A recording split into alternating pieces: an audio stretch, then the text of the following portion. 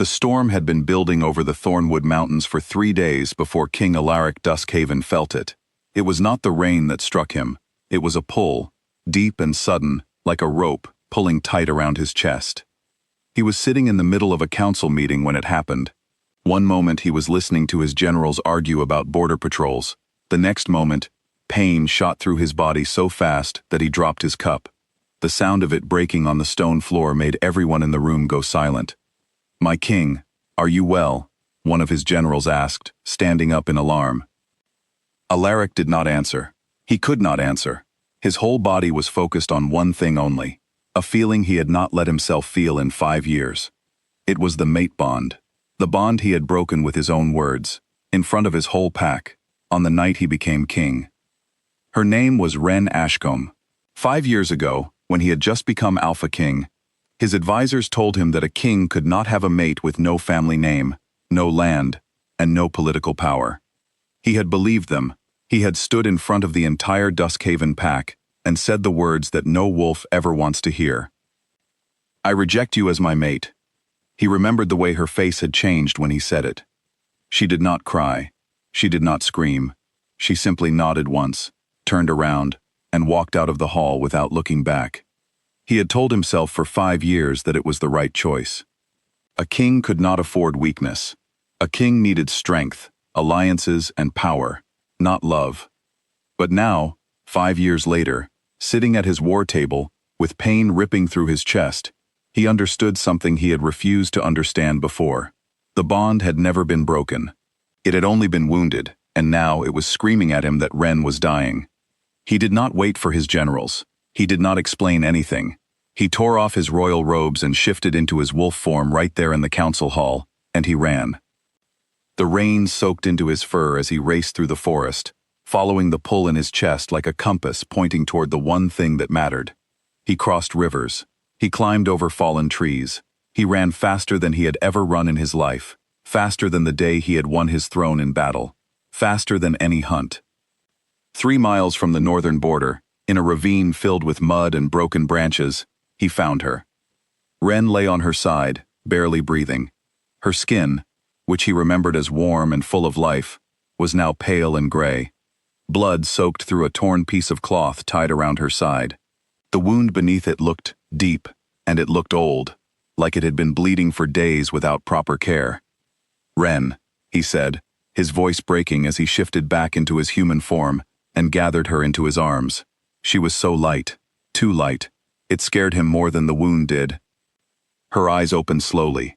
They were glassy and unfocused from fever, but when they found his face, something like a small, tired smile touched her cracked lips. "Alpha," she whispered. "Not my king. Not anymore. Just Alpha. Like a stranger speaking to another stranger. You came." "I felt it," he said, holding her tighter, as if he could keep her soul from leaving her body just by not letting go. "I felt you dying. Who did this to you? Tell me who hurt you." She shook her head weakly. "It doesn't matter now. Listen to me.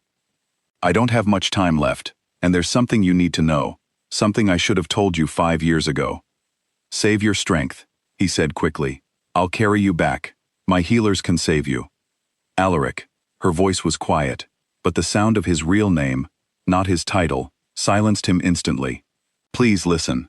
He held her closer and forced himself to be still, to listen, even though every part of him wanted to run toward help, instead of standing still to hear words that felt like a goodbye.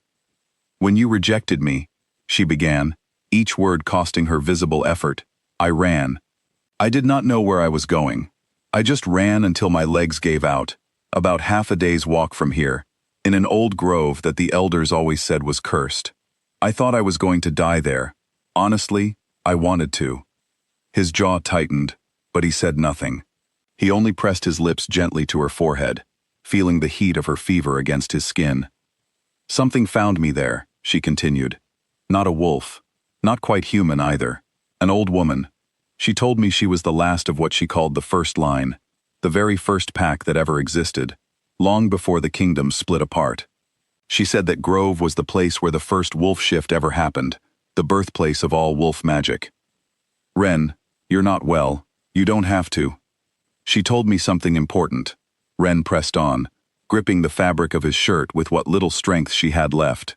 She said that when a mate is rejected, it does not just hurt the two wolves involved, it creates a wound in the pack's connection to the land itself. That wound spreads slowly, generation after generation, weakening the magic that protects every pack descended from the old bloodlines. Alaric went very still. He thought of the last 5 years. He thought of how Duscaven's borders had grown thinner every season, how his sentries could sense less and less each year, how the younger wolves were shifting later than they should, weaker than they should be. He had blamed enemies. He had blamed bad luck. Not once had he considered that his own choice, made in a moment of fear and pride, could be the cause. "She gave me something to carry," Ren whispered. With shaking hands, she reached into the inside pocket of her torn cloak and pulled out a small black stone. It was dark as night, but thin lines of silver ran through it, and those lines seemed to glow faintly, almost like a heartbeat. A piece of the very first grove. She told me that only a broken bond, healed at its true source, could undo the damage. Not just for us, for every pack that came from the original bloodlines. "Why didn't you come to me with this?" His voice cracked with something between anger and grief. "Why did you carry this burden alone, for 5 years?" Her eyes, growing dimmer by the second, still held a fierce light when she looked at him. "Because you rejected me, Alaric.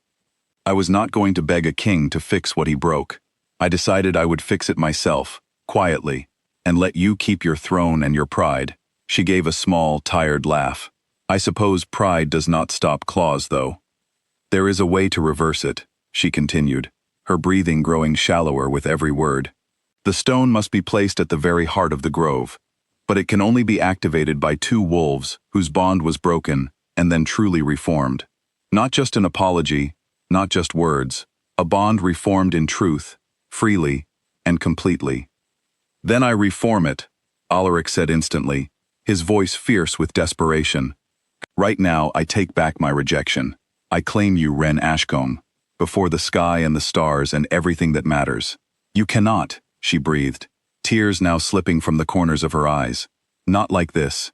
Not with me dying in your arms out of fear and guilt. The old woman told me that the bond must be reformed in truth, not in panic. A bond forced by fear, instead of real choice, would poison the packs even worse than the original wound." Something inside Alaric cracked wide open, something old and buried and terrible. "Then tell me what to do," he said. "Tell me how to save you.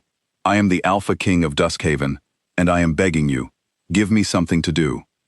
She lifted the black stone weakly and pressed it into his open palm, closing his fingers around it with her own trembling hand. "Take this to the grove, 3 miles past this ravine, where the trees grow in a perfect circle. Even if I am gone, the old woman may still be found there. Tell her everything. Tell her the real truth of what happened between us, not the version you tell your court. She will know if you are lying." "Ren, please." And Alaric. Her voice had grown so soft now that he had to lean close to hear it at all. "If I do not make it, promise me, you will not let the pack suffer for your pride again. Promise me, you will choose better, whoever comes after me. A mate, a friend, an ally, anyone who gets close enough to matter. Do not reject what is real just because it is inconvenient for a crown. You will make it," he said fiercely, gathering her closer, feeling her heartbeat grow weak and unsteady against his chest. "I refuse anything else. Do you hear me, Ren? I refuse." Her eyes fluttered shut. A small, tired smile touched her lips, even as her body went limp in his arms. "Stubborn Alpha," she murmured, and then she said nothing more at all. He ran through the storm carrying her, as if she were the most precious thing in the world, and in truth she was. He did not stop until he reached the healers' tents, shouting for help before he had even crossed the tree line. The healers of Duskhaven worked through the entire night and into the gray hours of morning. Alaric did not sleep. He sat beside her bed with the black stone clutched so tightly in his fist that his knuckles bled. When the sun finally rose weak and silver over the mountains, the head healer told him that Ren would live. Alaric wept for the first time since he was a small boy. It took her 3 weeks to fully wake, and 2 more months before she was strong enough to walk. When she was ready, she and Alaric walked together to the grove, 3 miles past the ravine where she had once gone to die alone, and where now she walked to live, beside the king who had finally learned exactly what he had almost lost. The old woman was there, just as Ren had said she might be, ancient and silver-eyed, standing beneath the circle of trees as though she had all the time in the world, because perhaps she truly did. Alaric knelt before her, not as a king, but as a man who had finally understood the difference between pride and what truly mattered.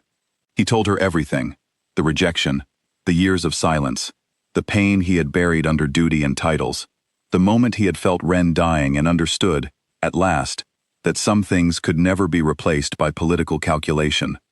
The old woman listened without speaking a single word. Then she turned to Ren, who stood tall despite the scars that would never fully fade, and asked her the only question that truly mattered. Do you choose him freely, knowing everything he is, and everything he has done? Ren, who had once run away rather than beg for love, who had carried the fate of every pack in her weakening body without a single complaint, looked at the king who had finally come running when it counted most, and answered simply, I choose him, not the crown, him. The bond reformed in a wave of silver light that swept out from the grove like a breath finally released after being held too long. It moved through Duskhaven's thinning borders, through every pack that had come from the old bloodlines, all the way to kingdoms that had never known their weakened magic could be traced back to one broken rejection made in a coronation hall 5 years before.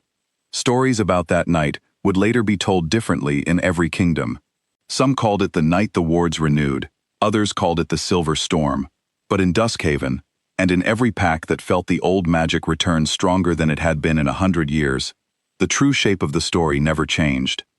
The Alpha King found his rejected mate dying in the mud, and in saving her, he saved everyone who came after them. Ren Ashcombe did not become queen by title alone. She became a legend, the woman who chose to carry a kingdom's healing by herself, rather than beg for help. And the king learned, on the worst night of his life, that some bonds are worth more than any throne could ever be.